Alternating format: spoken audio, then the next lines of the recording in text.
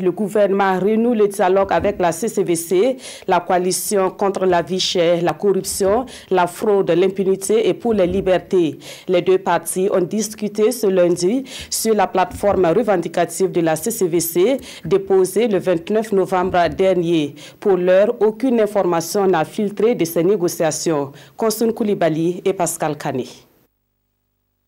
Après la marche du 29 novembre, voici venu le temps des négociations. Ce matin, Coalition nationale de lutte contre la vie chère et gouvernement se sont retrouvés au premier ministère pour discuter.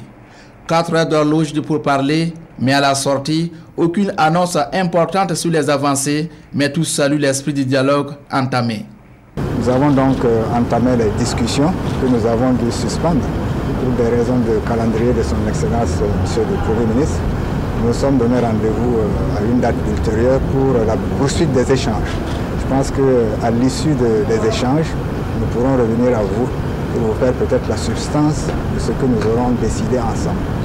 Le gouvernement voudrait saluer l'esprit du dialogue qui a prévalu durant ces 4 heures d'échange, l'esprit patriotique qui a permis à la CCVC et l'équipe gouvernementale présente à cette rencontre lors des discussions et des échanges.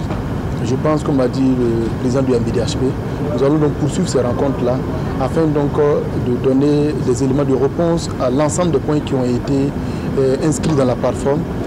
L'idée, effectivement, d'apporter des réponses nécessaires par rapport aux préoccupations qui ont été soulevées.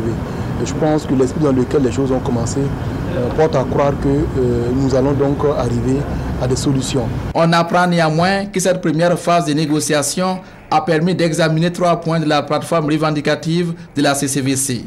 C'est seulement à l'issue de l'examen de tous les 7 points que les différentes parties pourront enfin se prononcer sur l'issue des négociations.